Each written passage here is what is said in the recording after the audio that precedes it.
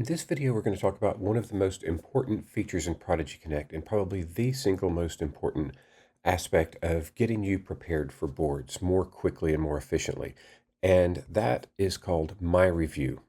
So before I show you what My Review is, I'm going to start a practice exam so I can explain what's going on in the background and you'll be able to understand it a little bit better. So I'm going to click Practice Exams and let's say I'm just going to click Simulation Exam 1 and get that started. And I'm going to miss a question. So obviously I get my citation, the rationale. I can tag this question to review later. I can pull up the material in Prodigy that question came from. But what's also happening in the background is that Prodigy is tracking your progress in the 400 or so specific topics that you are responsible for from the NCE outline. So these aren't just major headings like basic sciences or equipment. These are very specific things like airway management or valvular disorders. So it's tracking your progress and predicting the odds that you're going to miss the next question in each of those topics. So let's actually pretend that I completed this exam. I'm going to exit out of it. And now let's go to My Review, and I'll show you what's happening there. So it takes it a minute to calculate.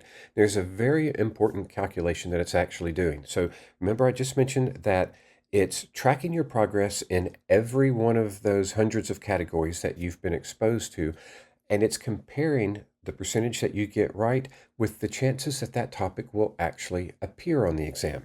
So why that's important is because of this. So we see the list here. It says that right now the topic that I need to study on the most is supraglottic airway devices, followed by ulnar neuropathy, alarm terminology, and so on.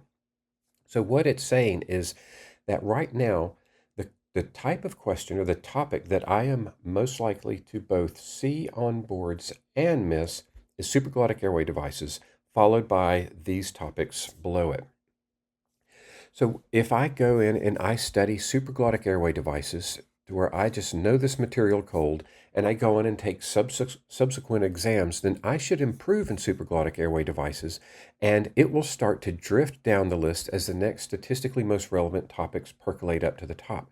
So it puts you in a continuous feedback loop where you take an exam that's diagnosing what you know in these different topic areas, and assessing your performance, looking at how relevant those topics are to the board exam itself, and then ranking them in what you need to study. So ideally, what you would do is every time you took a quiz or took an exam, you would come in here, at least study maybe the top 8, 10, 12 topics and really get that material down before you move on to another exam. Because what we want to see is this material changing, some of these topics drifting down the list. Now, what can happen is, let's say that you started taking quizzes as a junior student and you had not even been exposed to a lot of these topics. Let's say it was equipment topics, the anesthesia machine, and you had not even seen the anesthesia machine yet. Well, you're making a lot of guesses and missing a lot of questions, but it's not really a fair assessment because you haven't been taught that material yet. When you get close to taking boards, and you're really wanting to measure your progress, then what I recommend you do is click Reset My Review. Now, this may not be available on your system depending on faculty options that they have set, but they can reset it for you. So you would reset My Review, which erases all of these statistics, all these topics disappear, and you've got a blank slate. So the reason you might want to do that is using the example where a student had answered, let's say, 50 questions on the anesthesia machine and had missed 49 of them. Well, anesthesia machine is a very important topic, and that student had performed very poorly on it, so it's going to be up here at the top. Let's imagine one day that student decides, I'm finally going to study the anesthesia machine and really learn this information. And that student does, and now knows that information like the back of his hand. If he's presented one more question on the anesthesia machine, he gets it correct, but the statistics still say, well, okay, now you've answered one question or two questions correct out of 51. So you haven't really moved the statistical needle very much.